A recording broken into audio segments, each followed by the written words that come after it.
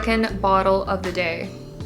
I never thought I would be making this video for a couple of reasons. One, I am the type of person that doesn't like to talk about things until I've already done them or know definitively that I'm gonna do what I say I'm gonna do. And I just never thought I was gonna do this type of challenge. But here we are today. I have decided to do 75 soft. And I already started it about 2 weeks ago. So today I want to give you guys an update on how it's been going, what the challenge means for me, what my rules have been. First, to backtrack a little bit, if you guys aren't familiar with what 75 soft even is, it's basically the less intense version of 75 hard. And if you don't know what that is, it's basically dubbed as one of the hardest challenges on the internet. 75 days with some pretty strict rules and tasks to complete every single day. I'll put it quickly on screen so you get a little recap. People that can do 75 hard are built different. I have so much respect for you if you have done it, tried to do it, gotten even 30% through the challenge, because it's not easy and it is very intense and very rigid. So 75 soft kind of came as a version of that, which is a little bit more achievable. You can have more flexibility with it. Honestly, I think with any challenge, you can make it whatever you want it to be, and that's kind of what I have been reminding myself. So that's why I want to share with you what my rules are and how it's been going. I've had some moments where I'm like, maybe I want to kind of try to spice things up and try the 75 hard version of this later down the road. I think that could be kind of fun, but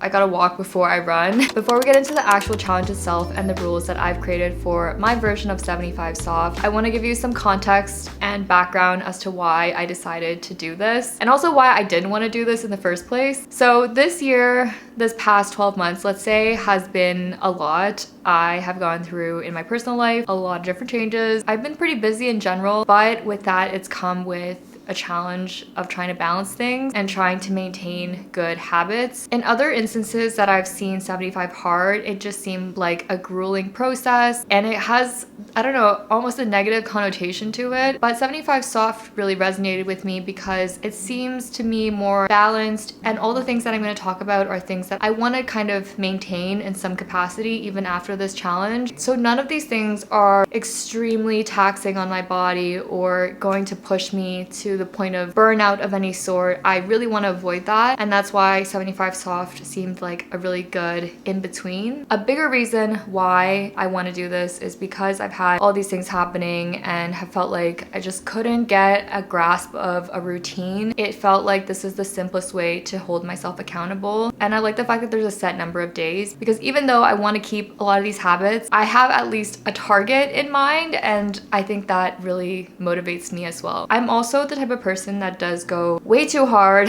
way too fast with anything. I basically go 0 to 100 and then 100 to 0, and I don't want to just go super hard at something and then stop doing it. And that's why, again, 75 days is a good amount of time. These are things that are pretty reasonable, and if I can do them for all the days or as many days as possible, I think it will naturally start to feel ingrained in my routine. It goes back to, I know everyone hates this book being mentioned, but Atomic Habits is a book that did change my life. I do feel like this challenge really aligns well with that book, and my hope is that I can form habits at the end of this. So that's my whole spiel about why I'm doing 75 soft. Let's talk about what the challenge means for me and the little tasks that I've created for the 75 days. I did make a Notion page, and I will put that in the description if you guys want to use it. It's based off of what my challenge is, but it's pretty easy to customize. So hopefully this can help you if you decide to embark on something like this yourself. I mostly base this off of the generic 75 soft rules. If you just Google them, it kind of shows you what they are, but I did make some adjustments based off of what my personal goals are as well. The first rule, which is pretty similar across most 75 soft rules that I've seen, is to eat well. And to me, that just means focusing on whole foods, avoiding processed foods, avoiding junk food, fast food. I am generally pretty good with that, and I mostly cook at home. If you guys watch my vlogs, then you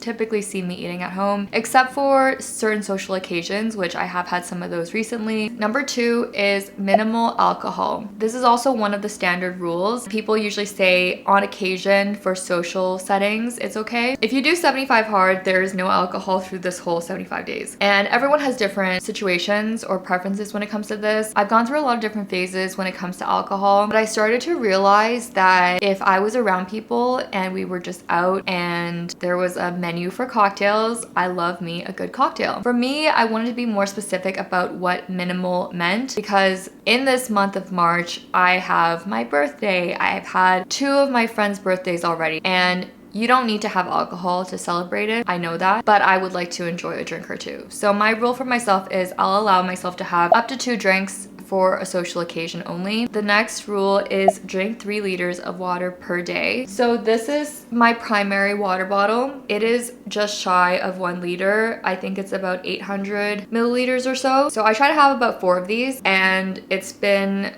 a lot of water. If you don't drink enough water and you start to, it definitely shakes things up, and I have been going to the bathroom pretty frequently. So it's good for you though. I definitely was not drinking enough water before. Next rule is exercise 45 minutes per day. This is also pretty standard. I don't have any specific guidelines around this. There are so many ways to move and be active without just going to the gym, and I want to keep this as fluid as possible so that I'm not being very restrictive. I also track my activities on my handy dandy. Oh my god, I forgot that I was charging my watch. My handy dandy imaginary Apple Watch that's currently being charged, but I do track my activities on there. Basically, what I have decided on is some of the activities I do don't hit 45 minutes alone because I'm also doing a running plan right now, but some of the runs end up being like 30 minutes or 25 minutes sometimes. I'm giving myself some flexibility with that because in general, if I take my dog for like 2 walks and then I'm also exercising or going for a 20 to 30 minute run, I feel like that is sufficient for me and that's what I'm gonna count. This is just a rule that I made for myself, but if I'm not gonna do other activities for the day and I decide that I'm just gonna do walking for my 45 minutes, meaning I'm not doing a run, I'm not doing any type of workout, then my walk has to be 45 minutes in total, because otherwise I could just say, oh, I went for 2 walks, and that's not really enough for me, I don't think. So honestly, I do like that there's flexibility with these types of things. I've also added in a target of 8,000 steps per day. The context is I work a desk job and I work from home. I feel like it's not too hard to hit 8,000, but I do know there are some days that it is harder. So I wanted to make that the minimum, and I end up often getting more than 8,000 steps anyways. If anything, I might consider increasing the goal later on in the challenge, but for now, 8,000 has been manageable. The second to last rule is to read 10 pages of any book. In the hard version of this, it would be 10 pages of nonfiction, but in the soft version, it's any type of reading. I did think about making this into the hard version where I would read nonfiction, but I feel like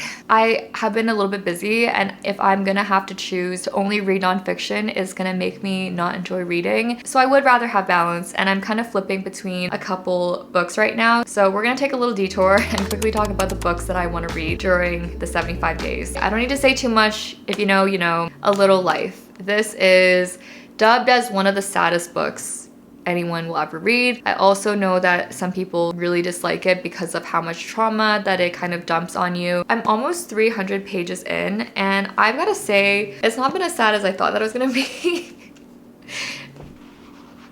I mean, I say this now, but ask me around here how I'm feeling, and I'm gonna probably have a different answer just based off of what I've heard. The writing is beautiful. I felt my heartstrings definitely being pulled. I just haven't cried yet. It's about a group of friends. They are living in New York. They're navigating their own challenges and demons and trying to make it in their own ways and dealing with some trauma here and there. So that's what this book is, and I am already a good way through, which is amazing. This one is another fiction book. I have been on the wait list at the library for this for months, and I finally got it, but like she's a thick one, and I already started A Little Life by the time that I got the notification to pick this up, but I feel like the spacing is pretty reasonable. I feel like I could get through this. It's very popular. Kristen Hanna does a lot of historical fiction. The first book that I read from her was The Nightingale. Very, very good. Also really sad in ways that I did not expect, which was honestly just me being naive. So this one follows a nursing student as she is navigating the Vietnam War, and her brother is sent to serve in Vietnam. Heavy stuff, but Kristen Hanna, I think, does a really good job with character development, descriptions to make you feel immersed in this very, very heavy topic and like immersed in this world. So these two for sure. The third one, basically my YouTube friends Brielle and Amina. If you guys don't know, please go check them out. We basically have been reading together, and Done and Dusted is the book that we're gonna read next. I have not gotten a copy yet, but it is very, very different from these two books. It's basically a small town romance, kind of fluffy romance book, and I think it'll be a good palate cleanser after I get through these two. If that wasn't enough, I also was talking to another YouTube friend of mine, Wesley. If you guys don't know her, please also check her out. She does a lot of productivity content, and she had shared a couple books that were very life-changing, and I was like, I want my life to be changed. So these are the books that she's recommended. One of them is Meditations for Mortals, and this is The Artist's Way. I've seen this one quite a bit that other YouTubers I watch are reading, so I'm very excited. They are meant to be very introspective books that you should reflect on and think deeply about, so I can't wait to do that. Reading in general has not been hard for me. It's just making sure that I do it every day, and that's the whole point of this 75-day thing, and 10 pages is more than doable. And then the last rule basically is optional progress photos. If you do 75 hard, part of it is taking a photo every single day so you can see the progress. I don't think that's a very healthy thing for me to do, to be completely honest, and it's part of my own internal things that I'm working through from a body image perspective. So I won't be taking progress photos every day. I have taken some photos and videos at the beginning, which we're going to reflect on later down the road, but I don't want to make it into a daily checking type of thing. Again, people do these challenges for different reasons, and when I think about the reasons that I'm doing it, if I see a lot of physical progress,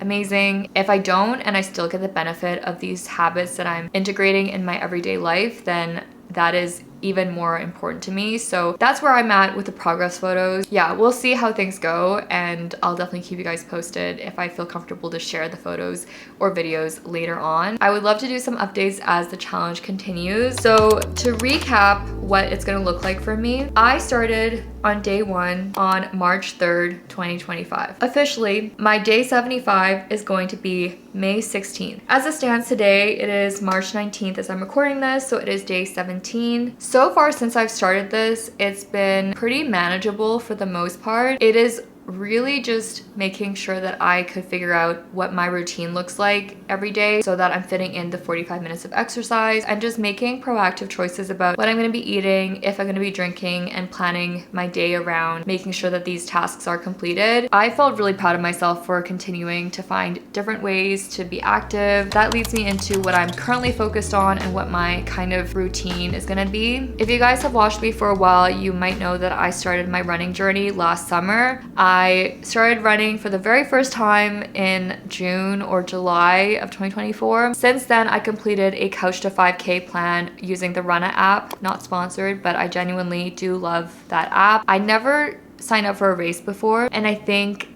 this is the year that I do. So I am still kind of flipping between what is the best approach. Basically, for my own personal training, I'm currently training for a 10K. My goal is to participate in a race this year and do a 10K. But before that, I'm thinking about signing up as well for a 5K because I'd like to at least practice going to a race because I've never done it and participating and all that. So yeah, it's kind of crazy. I honestly get super uncomfortable talking about this stuff in public. If you've done this before, I'd love to know what's worked well for you.